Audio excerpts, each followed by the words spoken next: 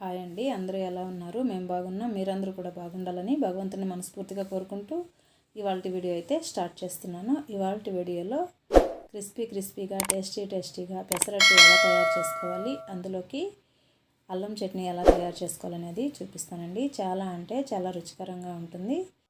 ఇది ఎలా తయారు చేసుకోవాలి, ఏమేమి ఇంగ్రీడియంట్స్ కావాలనేది చూపిస్తాను. చూసేయండి. చూసే ముందు మన ఛానల్ ఎవరైనా ఫస్ట్ టైం చూస్తున్నట్లయితే ప్లీజ్ సబ్స్క్రైబ్ చేయండి, లైక్ చేయండి, షేర్ చేయండి, కామెంట్ చేయండి. అలాగే పక్కనే ఉండే బెల్ ఐకాన్ ప్రెస్ చేసి ఆల్ అనే ఆప్షన్ ప్రెస్ చేయండి. నేను వీడియో పెట్టగానే నోటిఫికేషన్ అయితే మీకు వస్తుంది. ఇది ఎలా తయారు చేసుకోవాలి, ఏమేమి ఇంగ్రీడియంట్స్ కావాలనేది చూపిస్తాను. చూసేయండి. చూసారు కదా, చాలా క్రిస్పీగా టేస్టీగా భలే వచ్చాయండి పెసరట్లు. నేను 1/4 కప్పు పొట్టి పెసలు తీసుకున్నాను. అలాగే 1/4 కప్పు బియ్యం తీసుకున్నానండి. నైటే మనము పెసలు అలాగే బియ్యము రెండు శుభ్రంగా కడిగేసి నానబెట్టి పెట్టుకోవాలి. 1/4 కప్పు పొట్టి పెసలు తీసుకున్నాను. అలాగే 1/4 కప్పు రేషన్ బియ్యం తీసుకున్నానండి. ఇవి రెండు శుభ్రంగా కడిగి పెసలు బియ్యము మునిగేంత వరకు నీళ్లు వేసి ఓవర్ నైట్ నానబెట్టి పెట్టుకోవాలండి. ఉదయాన్నే మనము గ్రైండ్ చేసుకోవాలి.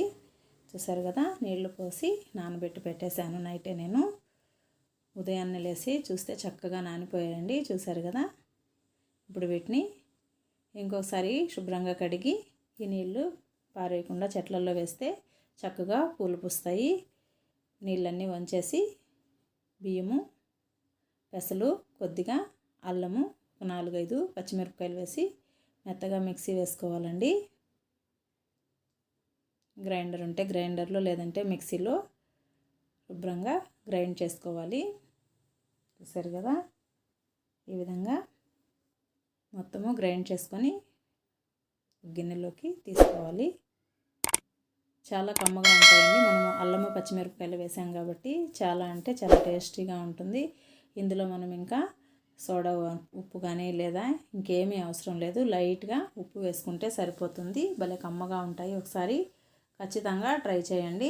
ఇందులో కావాలంటే మీరు సూజీ రవ్వతో ఉప్మా చేసి కూడా ఉప్మా పెసరట్లాగా కూడా తీసుకోవచ్చు. నేను 2 ట్రిప్పులు అయితే వేసేసానండి. పప్పు బియ్యం 2 కొద్దిగా ఉప్పు వేసుకొని మొత్తము మిక్స్ చేసుకోవాలి. నైటే మనము పిండి కొట్టి పెట్టుకుంటే పులిసిపోతుందండి. ఇది ఉదయాన్నే మనము గ్రైండ్ చేసుకుంటే కమ్మగా టేస్టీగా చాలా బాగుంటాయండి. మంచి ఫ్లేవర్తో చాలా బాగుంటాయి పెసరబట్లు. మీరు బద్దపప్పుతో కూడా చేసుకోవచ్చండి. ఇది పిండి పక్కన పెట్టేసి పచ్చడి రెడీ చేసుకుందాము. ఒక 10 వరకు ఎండుమిరపకాయలు, కొద్దిగా చింతపండు, బాగా పండిన టమోటాలు 2, 1 ఇంచు వరకు అల్లము, మీడియం సైజు ఉల్లిపాయ 1, 2 వెల్లుల్లిపాయలండి. ఈ పచ్చడి చాలా కమ్మగా ఉంటుందండి. పోపు కూడా అవసరం లేదు. స్టవ్ వెలిగించుకొని కడాయి పెట్టుకొని 1/2 టేబుల్ స్పూన్ ఆయిల్ వేసుకొని ముందు ఎండుమిరపకాయలు 2 ముక్కలుగా తుంచి వేసుకొని వేయించుకోవాలి మాడకుండా. ఇందులో కొద్దిగా జీలకర్ర కూడా వేసుకుంటే వేసుకోవచ్చండి, బాగుంటుంది. లేకున్నా పర్వాలేదు. నేను కొద్దిగా జీలకర్ర కూడా వేసి వేయించేసాను. చక్కగా వేగిపోయాయి. వీటిని ఒక ప్లేట్లోకి తీసుకొని పక్కన పెట్టేసుకొని ఇప్పుడు ఇందులో 2 టమాటాలు ముక్కలుగా కట్ చేసి 1/2 టేబుల్ స్పూన్ ఆయిల్ వేసుకొని వేయించుకోవాలి. ఆయిల్ ఎక్కువేం అవసరం లేదండి, కొద్దిగా వేసుకుంటే సరిపోతుంది. 1/2 టేబుల్ స్పూన్ వేసుకున్నాను. మిరపకాయలకు 1/2 టేబుల్ స్పూను, అలాగే టమాటాలు వేయించుకోవడానికి కూడా 1/2 టేబుల్ స్పూన్ వేసి మూత పెట్టేసి మగ్గించుకోవాలి. కూడా చక్కగా మగ్గుతున్నాయని మరో 2 నిమిషాలు మూత పెట్టి మగ్గించుకుంటే సరిపోతుంది. చూసారు కదా, ఎక్కువ ఆయిల్ ఏం అవసరం లేదు.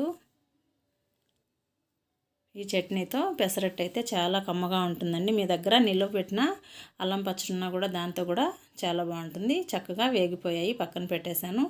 మిరపకాయలు జీలకర్ర కూడా ఇవన్నీ ఆరిపోయాయండి. ఇప్పుడు మిక్సీ జార్ తీసుకొని అందులో వేసుకోవాలి. 2 మిరపకాయలు, ఉల్లిపాయ ముక్కలుగా కట్ చేసుకొని వేసుకోవాలి. అలాగే 2 వెల్లుల్లిపాయలు, 1 ఇంచి అల్లము శుభ్రంగా కడిగి ముక్కలుగా కట్ చేసుకొని వేసుకోవాలి.